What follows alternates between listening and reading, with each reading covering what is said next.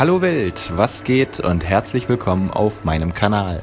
Heute zeige ich euch, wie angekündigt, mein Tropenterrarium mit Wasserfallen. Wer die genaue Bauanleitung sehen möchte, klickt die Infobox mit dem ersten Teil. Dieses Terrarium wurde die letzten Wochen bis auf die wöchentlichen Wasserwechsel nicht groß verändert und es ist Zeit für eine gründliche Reinigung. Anlass genug, um euch hier ein paar Details zu zeigen. Ich beginne mal mit der Beregnungsanlage. Düse aus Metall hat sich bewährt, angeschlossen an einen 30 Liter Wasserkanister mit destilliertem Wasser. Ich sprühe darüber einmal am Tag, kurz bevor das Licht ausgeht. Schläuche und Zubehör muss man gründlich sauber halten und von Zeit zu Zeit reinigen. Hier mal eines der 6 Lüftungsgitter. Dahinter befinden sich die 2 Ventilatoren, worüber ich die Luftzirkulation reguliere. Ein Ventilator für die Abluft und einer für die Zuluft. Ich benutze die eigentlich nur, wenn ich das Gefühl habe, es könnte zu feucht sein. Von innen mit Fliegengase bespannt, damit keine Tiere zerstückelt werden.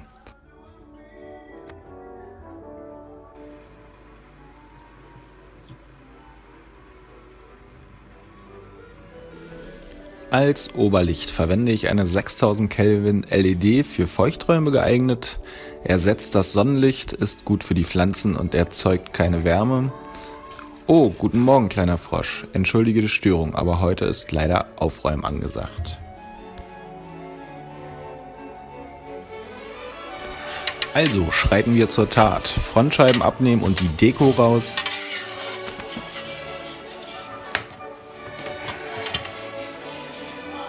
Zu der Deko hier, also dem Lianenholz, werde ich später noch etwas sagen. Hier eine kleine Filmdose mit Wasser, Frösche lieben das. Über die Steckerleiste steuere ich den Wasserfall. Mittlerweile fahre ich den auf kleinster Stufe, was ein leichtes Plätschern verursacht und sich zur Luftbefeuchtung bewährt hat. Sieht man hier. Pflanzen wuchern ziemlich schnell zu.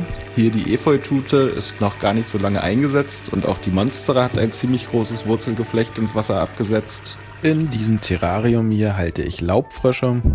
Diese habe ich natürlich vorher schon entnommen und die warten jetzt darauf, dass ich mich mit der ganzen Prozedur hier beeile.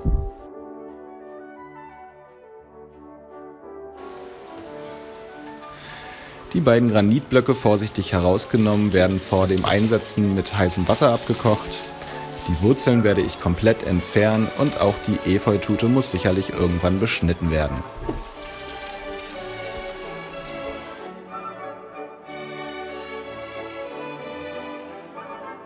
Die Pflanzen hier sind nicht länger als 3 Monate in dem Terrarium eingesetzt und gehen sehr aggressiv zur Sache, um an das Trinkwasser zu kommen.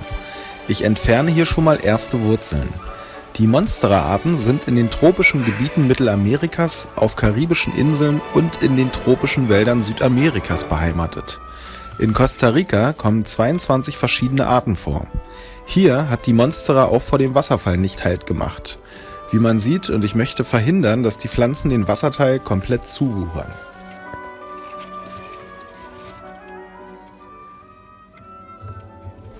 Hier sieht man die zweite Lichtquelle, kaltweiße LED-Lichtleiste, wasserfest, angebracht unter dem U-Profil für die Scheibe. Damit wird der Wasserteil zusätzlich ausgeleuchtet und die Pflanzen stehen drauf, wie man sieht. Das Heizkabel unter dem Wasserfall in beide Bepflanzungsmöglichkeiten eingesetzt, benutze ich auch gerade eher selten, hat sich aber für Zuchtprojekte schon bewährt. Da sieht man die Pflanzmöglichkeiten, Details dazu auch im ersten Teil.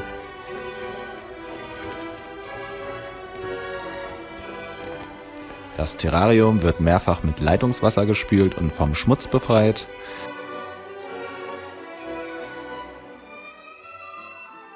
Ich zeige hier mal das Moos, welches ich auf dem Wasserfall angebracht habe. Erstanden vom Blumenhändler meines Vertrauens, wächst mit der Zeit fest. Wenn man es so anbringt wie ich hier, dann veralgt das Wasser allerdings sehr schnell. In den tropischen Regenwäldern kommen rund 3000 bis 4000 Arten von Moosen vor, die jedoch zu 90% aus nur 15 Familien stammen. Im Tieflandregenwald kommen kaum Moose vor. Über 1000 Meter Seehöhe steigt die Anzahl stark an und erreicht zwischen 1800 und 2800 Metern die höchste Dichte. Die Pumpe in der hintersten Ecke angebracht, regelbar auf mehrere Stufen, erfüllt ihren Zweck, zeige ich euch gleich noch genauer. Der Wasserfallauslauf hier ist aus Plastik und mit einem ca. 40 cm Aquarienschlauch mit der Pumpe verbunden. Und die Pumpe ist, wie schon erwähnt, in mehreren Stufen regelbar und unaufhörlich im Einsatz.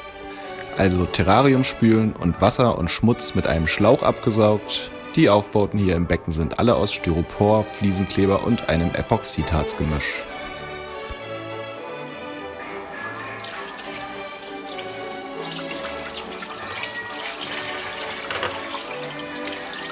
Psst, nicht vergessen, den Kanal zu abonnieren.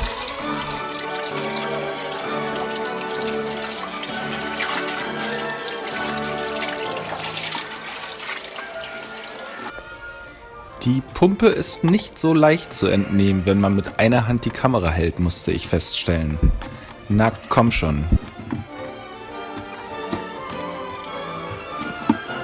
Ja. Vorne der graue Regler, das Ganze auch wieder mit Fliegengase umwickelt, schützt vor dem gröbsten Schmutz. Der Schlauch für den Wasserfall läuft durch ein PVC-Rohr, sieht man hier. Zurück zum Wesentlichen. Ich habe zu dem Terrarium ein Making-of-Video erstellt. Wenn ihr daran Interesse habt, klickt auf die Infobox. Die Fliegengase hier nehme ich ab und schmeiße sie auf den Müll. Danach wird die Pumpe gut gereinigt.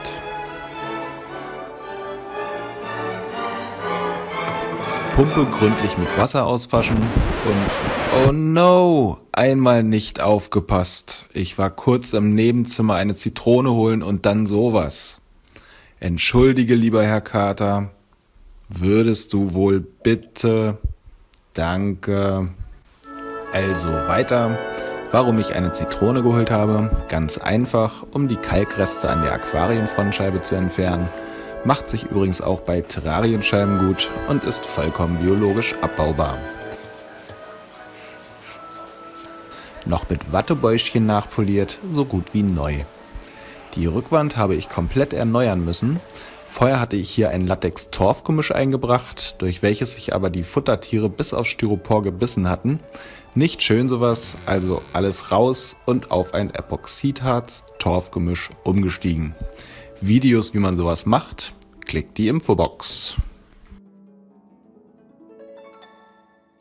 Mit dem Wasserkocher wird jetzt Wasser erhitzt, um die Pumpe auszukochen.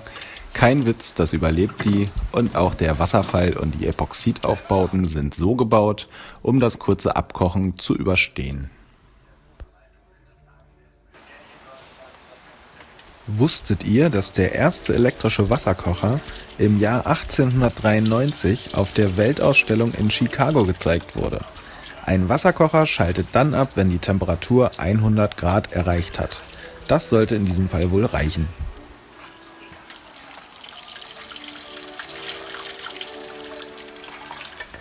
Um die Pumpe kommt nun neue Fliegengase. Man sollte beachten, alle Gegenstände, die man einbringt, vorher abzukochen. Hier zum Beispiel der Kabelbinder. Auch Gegenstände können Überträger von zum Beispiel Pilzen sein. Diese Pumpe ist natürlich konzipiert, auch ohne Fliegengase zu funktionieren. Da sich hier aber auch Erde, Pflanzen und Futtertiere aufhalten, möchte ich den grobsten Schmutz schon vor der Pumpe auffangen.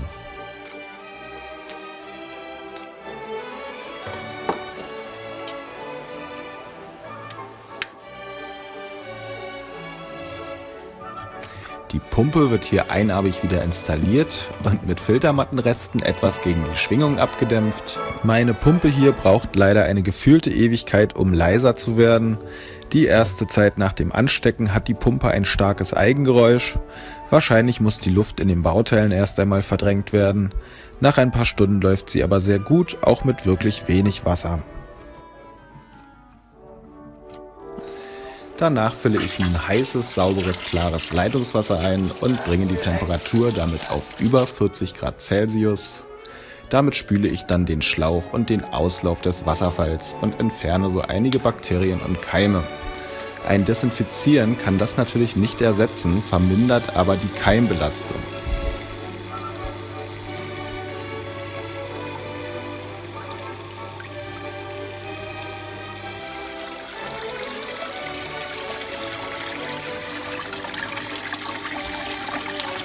Dann sieht man hier den Wasserfall auf oberster Stufe, wieder freigespült und bereit für langfristige Aufgaben.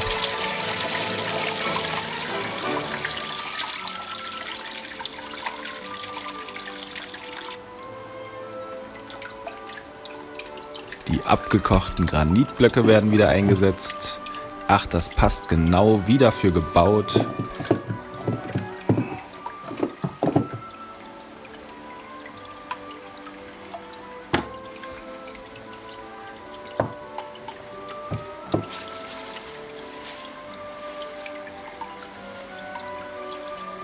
Pflanzen wieder zurückordnen. Wo ist denn hier der Anfang? Ich gieße übrigens die Pflanzen in dem Terrarium gar nicht mehr. Die Pflanzen müssen selber zusehen, wie sie ans Wasser im Becken gelangen. Die Wurzeln der Monstera, wie gesagt, waren da sehr erfolgreich und werden von mir herausgerissen. Sonst wächst mir hier noch komplett die Pumpe zu. Hier nochmal etwas Wissenswertes. In den Tropen gibt es verschiedene Vegetationszonen.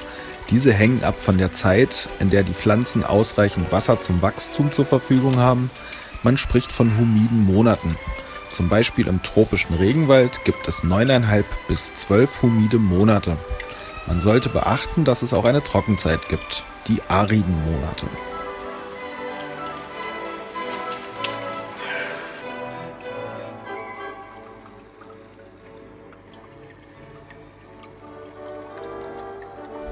So, sieht doch alles wieder schön sauber aus. Nun kann auch die Deko wieder an ihren Platz. Ich habe hier ein Stück Lianenholz mit Moos, Bromelien und einer Orchidee verschönert.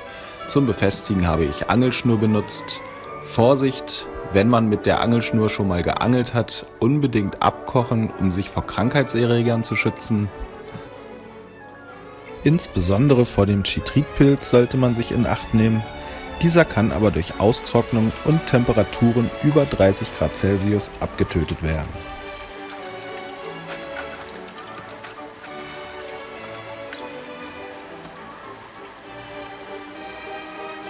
So, alles wieder hübsch verpackt an seinem Platz.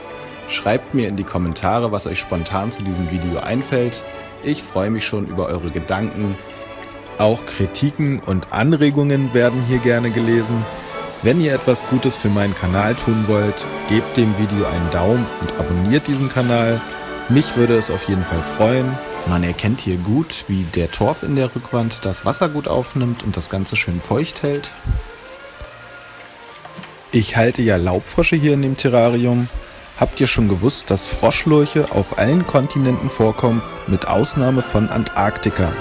Derzeit werden je nach Übersicht 40 bis 47 Familien mit rund 5800 Arten unterschieden.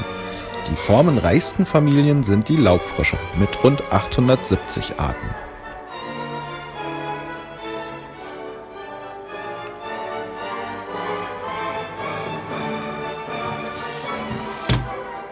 Danach wird das Terrarium nochmal gründlich eingesprüht. Die beiden Frontscheiben werden wieder eingesetzt. Und man sieht hier, dass durch die zusätzlich eingebrachten seitlichen U-Profile die beiden Scheiben wirklich gut abschließen und das Ganze dicht und warm halten.